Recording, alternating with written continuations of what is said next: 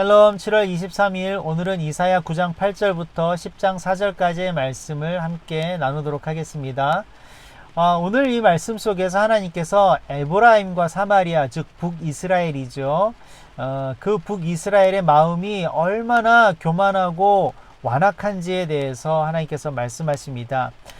이때 당시에 북이스라엘이 멸망할 때였고요. 하나님께서 이사야 선지자와 또 여러 가지 하나님의 도구들을 통하여서 그것이 지금 북이스라엘이 행하는 길들이 절대로 하나님의 뜻이 아니다라는 것을 여러 차례 경고하시고 또 되돌이키시려고 말씀하셨지만 결국 북이스라엘은 그것을 철저하게 거절하고 거부하고 결국 패망의 길을 자초하였습니다. 그 모습들에 대해서 하나님께서 말씀하십니다.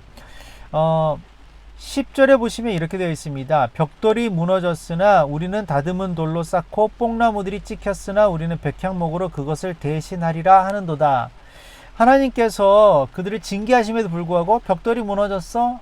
그러면 더 좋은 다듬은 돌로 쌓으면 돼. 뽕나무가 찍혀서 무너졌어?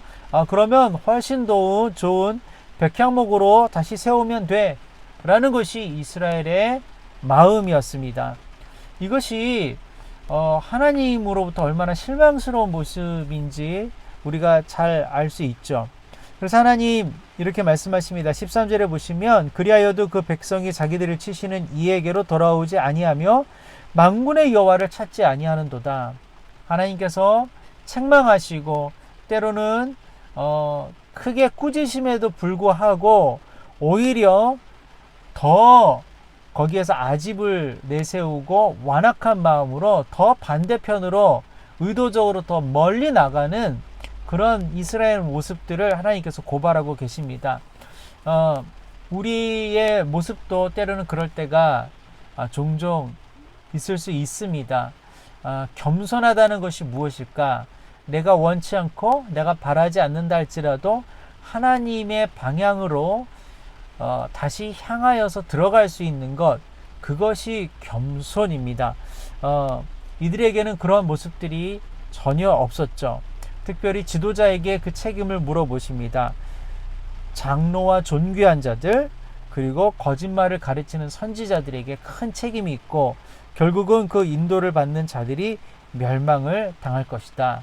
그래서 그 백성이 경건하지 않고 망령된 말을 하고 또 고아와 과부들을 긍휼히 여기지 않는 그러한 세태가 될 것이다 라고 하나님께서 말씀하고 계십니다. 결국 그 안에 큰 자해와 자중질환이 일어날 것이다 라고도 말씀하시는데요. 20절과 21절에 보시면 이렇게 되어 있습니다. 오른쪽으로 움킬지라도 줄이고 왼쪽으로 먹을지라도 배부르지 못하며 각각 자기 팔의 고기를 먹을 것이며 므낫세는 에브라임은 므낫세를 먹을 것이요. 이것이 이것이 먹는 그런 이야기가 아니라 그 안에서 만족하지 못함과 어떠한 그런 일들 때문에 스스로 자해하고 서로를 상해하는 자중질환의 모습들이 있을 것이다 라는 것들에 대한 말씀입니다. 그리고 형제된 유다를 힘을 합해서 치는 하나님 보시기에 정말로 좋지 않은 행동들까지도 계속하게 될 것이다 라고 하나님 말씀하십니다. 그럼에도 불구하고 이들은 끝까지 돌이키지 않을 것이다 라는 것에 대해서 하나님께서 이들을 계속해서 책망하시고 꾸짖고 계십니다. 정말 두려운 말씀이죠. 그러나 그러한 하나님께로 돌이키지 않는 그 때를 넘어서는 그 선을 넘어서는 악함의 극악함이 우리에게도 동시에 있다는 것도 솔직하게 인정하고 겸허하게 인정하면서 우리가 그리스도 예수 안에서 성령 안에서 스스로 쳐서 복종하는 그 모습들 우리가 날마다 갖도록 노력해야 하겠습니다. 한 가지 더 나누고 싶은 것은요. 이 진노가 끝까지 가지 않죠. 이사야서 끝까지 보면 놀라운 회복과 새하늘 새 땅의 이야기들이 나오죠. 그러나 이 말씀 하나만 볼 때에 우리가 착각할 수 있는 것, 하나님께서 한번 정하셔서 진노하시면 끝까지 진노하실 것이다 라고 우리가 그렇게 착각하면서 오해하면서 그러한 대상에 대해서도 우리가 마음껏 화를 쏟아내고 또 저주해도 된다라는 마음을 가질 수가 있습니다. 그래서 우리 안에 선과 악의 구분이 있고 만약에 그 악의 구분을 하나님께서 가지고 간다라는 동일시함이 일어난다면 우리에게 여겨지는 악의 대상에 대해서 우리는 어떤 자비도 베풀지 않고 어떤 긍휼도 베풀지 않고 하나님의 심판을 받아서 마땅한 사람들, 마땅한 일들이야라고 마구 저주하고 마구 우리가 정죄하는 일들을 우리가 쉽게 범할 수 있습니다. 여러분, 한 여인이 예수님께 끌려왔을 때 예수님께서 하셨던 말씀과 행동을 우리가 분명히 기억해야 됩니다. 예수님도 그 여인의 죄를 지적하고 꾸짖지 않으셨습니다. 진정한 사랑과 용서가 무엇인지 우리가 다시 한번 생각해 보아야 합니다. 진노는 하나님의 영역입니다. 우리마저 그렇게 진노할 필요가 없습니다. 물론 실망하고 또 법과 어떤 정의의 개념에서 바르게 잡아야 할 것들은 있지만 마음으로 진노하고 감정으로 진노하는 것은 또 다른 차원인 것이죠.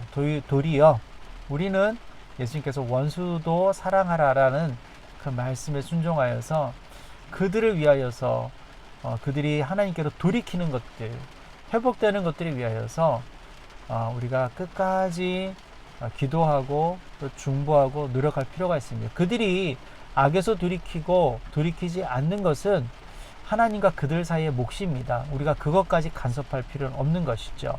또 그렇게 됐을 때 우리 안에 어떠한 심령의 범죄가 있을 수 있고 또 허물이 생길 수 있고 여러 가지 안 좋은 일들이 생길 수 있습니다.